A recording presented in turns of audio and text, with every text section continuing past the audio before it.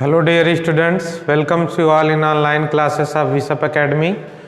Students, in our previous lecture we had already discussed about Ohm's law, resistance, resistivity and factor affecting the resistance of a conductor.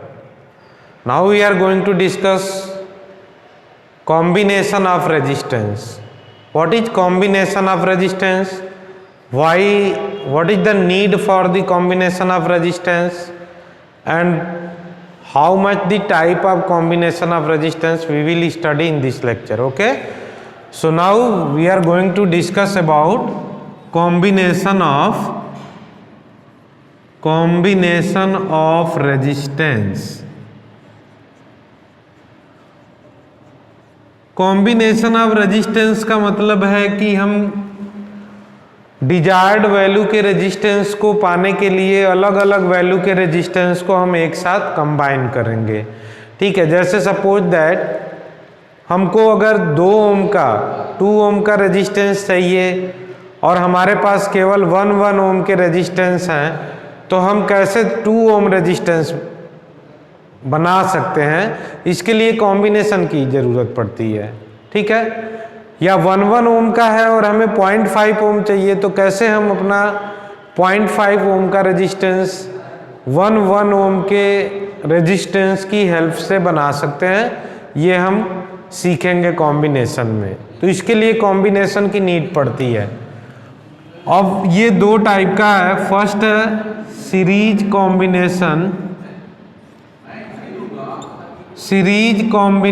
Of resistance and second one is parallel combination. So there are mainly 2 types of combination we will discuss here. First one is series combination and second one is parallel combination. तो हम पहले पढ़ेंगे series combination क्या होता है. हाँ, तो देखिए सीरीज कॉम्बिनेशन क्या है, कैसे पढ़ेंगे इसे. सपोज दैट, देखिए सीरीज कॉम्बिनेशन कब किया जाता है? जब भी हमको हायर वैल्यू के रेजिस्टेंस चाहिए होंगे और हमारे पास लो वैल्यू के रजिस्टर्स हैं, तो हम उनको सीरीज में कंबाइन करके फाइनली रेजिस्टेंस को इन्हेंस कर देते हैं, इंक्रीज कर देते हैं.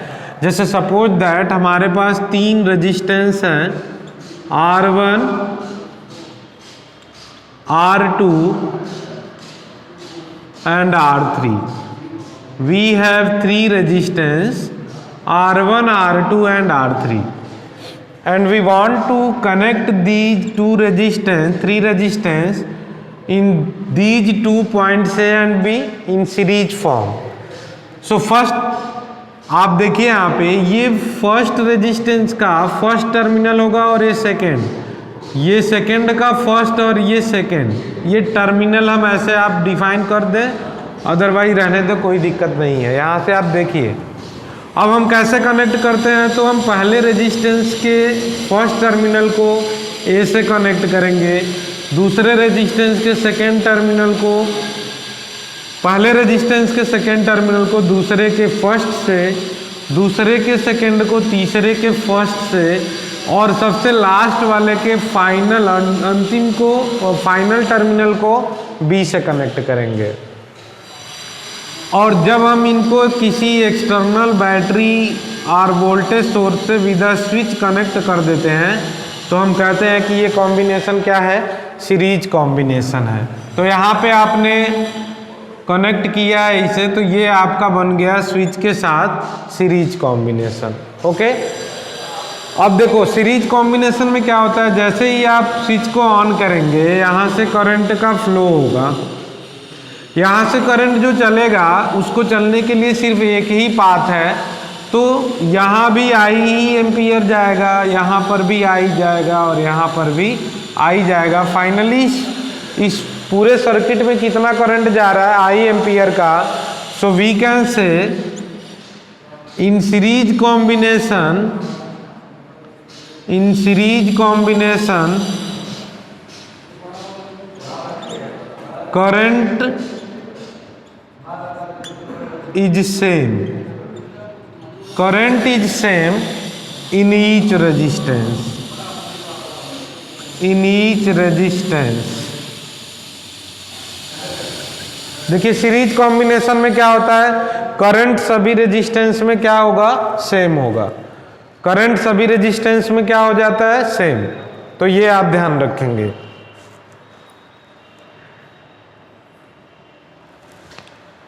दूसरा देखिए,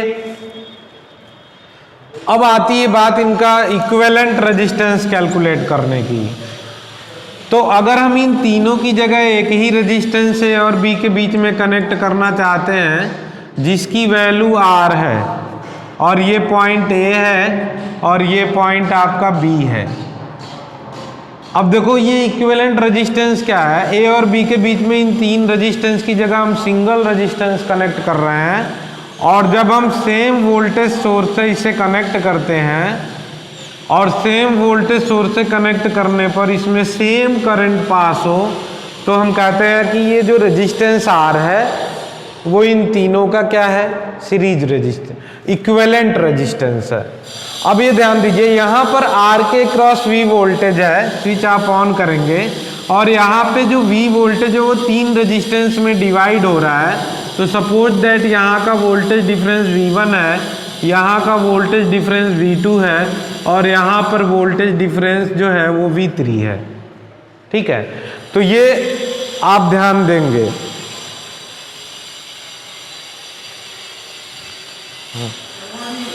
अब यहाँ पे ध्यान दो, क्या करना होगा हमें इक्विवेलेंट रेजिस्टेंस कैलकुलेट करने के लिए. तो यहाँ पे देखिए ये V1 by Ohm's law, V1 is equal to I R1, V2 is equal to I into R2, V3 is equal to I into R3. यानी इनमें करंट तो सेम है लेकिन वोल्टेज डिपेंड करता है कि रेजिस्टेंस पे डिपेंड करता है. तो आप लिखेंगे वोल्टेज अक्रॉस रेजिस्टेंस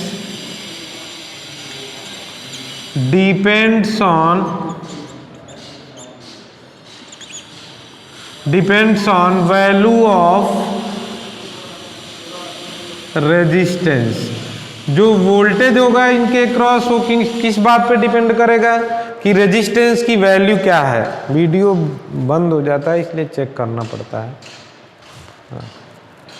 ये डिपेंड करता है कि voltage across resistance depends on the value of resistance. Resistance पे डिपेंड करता है.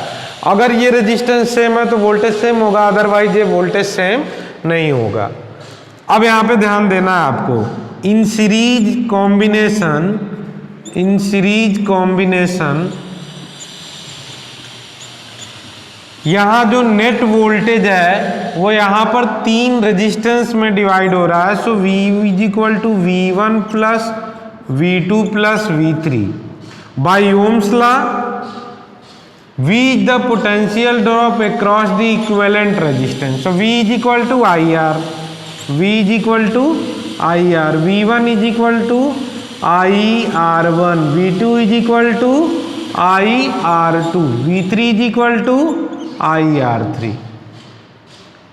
अब यहां से देखिए I कॉमन है सब में, I आप कैंसिल कर सकते हैं और R इज इक्वल टू आता है आपका R1 plus R2 plus R3.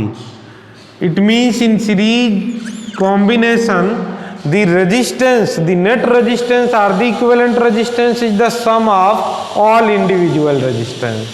Okay, if there are n resistance, if there are n resistor or n resistance connected in series, then equivalent resistance is equal to R1 plus R2 plus R3 plus dot dot plus Rn, इनका सम हो जाता है.